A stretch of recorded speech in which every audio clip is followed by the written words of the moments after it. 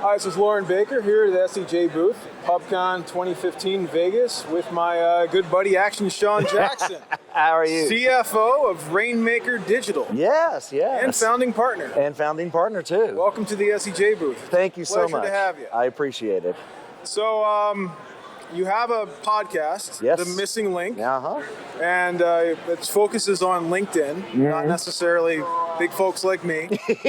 And you're speaking on LinkedIn. Certainly. So I hear here at PubCon. So, Well, you and I are on the same podcast network, Rainmaker.fm. We are. So I am one of the shows on there along with yours. Yep. And I concentrate exclusively on LinkedIn. And the reason I do is because, LinkedIn, I always equate it to that old uncle that shows up to the family picnic in a three-piece suit, right? He's kind of uncool, but he's part of the marketing family, right? Yep. So the whole show is dedicated to dispelling that belief that actually LinkedIn is a phenomenal place to be spending time and attention when you're doing social media work online. So the whole point of the show is to change ideas, preconceptions, and really help marketers on their journey to really exploiting what I think is a very powerful tool. What's really changed the way that I use LinkedIn is their integration of messaging, or their changes to messaging recently. Yes. So messaging has almost become like Facebook messaging, where instead of it being more of an email format, Right. It's kind of a chat back and forth. That's a big development now, and it'll be interesting to see how that progresses. Certainly, they have been behind the ball, if you will, on messaging.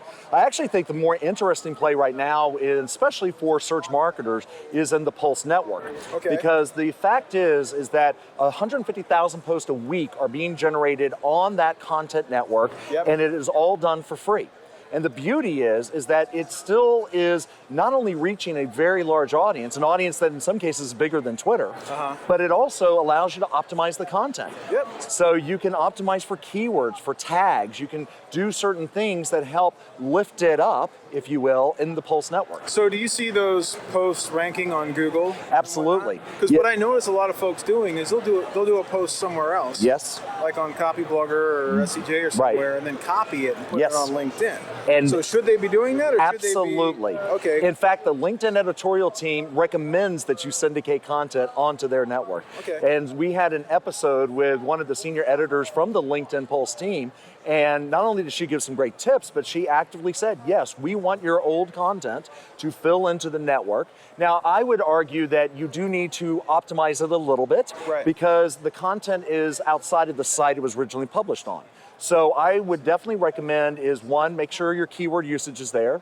Two, that you've got good tags. And then three, that you put in a really strong call to action, right? Nice. Because a lot of times your website has the call to action built in and not necessarily the content. So if you're re-syndicating content, make sure you put that call to action in. Now, can publishers take advantage of this just like an individual can, or is it something that you really have to get your writers to encourage your writers to share that content? I think it is anyone who is doing active content marketing can use this platform, whether it's publishers, traditional media types, whether it's the individual, the small business type. So the beauty is that anyone can put it in there for free. Yep.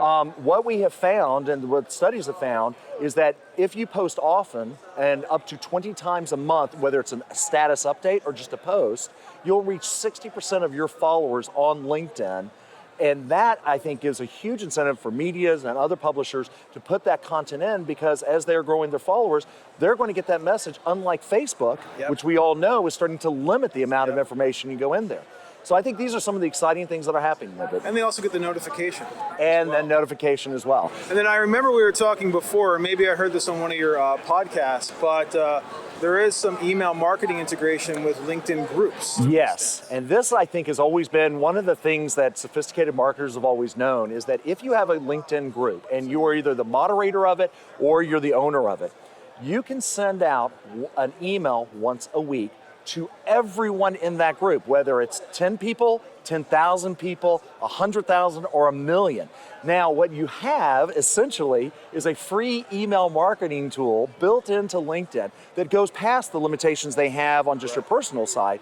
But more importantly, is we do know that LinkedIn emails are being read. Their open rates are higher because they're coming from a trusted source. Yes. So I think from a marketing standpoint, groups still provide an opportunity for you to get a hold of an active community and then can email them en masse once a week without having to pay a fee. So, Sean, where can we find you online? If someone wants That's to a follow great up question. with your writing and the work that you've done. Certainly. in LinkedIn. The best place to go is missinglink.fm. It's part of the Rainmaker.fm network. And as an added bonus, if you're listening to my show, we have a super secret private LinkedIn discussion group that when you sign up for the show, when you listen to the show, you'll hear how to join that group.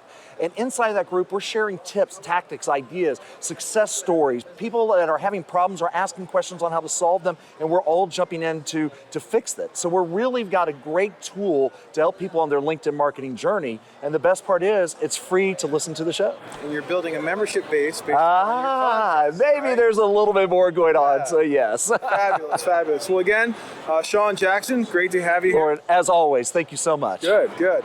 It's been Lauren Baker and Sean Jackson with Rainmaker Digital here at the SCJ booth at PubCon 2015 Vegas. Thanks again. Thank you.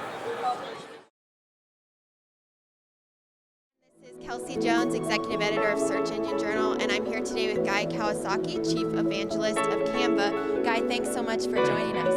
I know you did a keynote today at PubCon about personal branding and social media. Conferences I attended, the speakers were fantastic. The weather here has been amazing. I mean, this location, the hotel. The thing I'm really liking about the SCJ Summit is the 3 takeaways structure. Yes. I'm leaving with way more. I also like the single session format for conferences. I agreed to be a speaker here because I think above all else, the quality of people who attend the meeting, there's something to be said about the fact that you can't just pay to come here. It's by invitation only. What I've really liked about the speakers is that it's been very well-rounded. We focused on content generation ideas.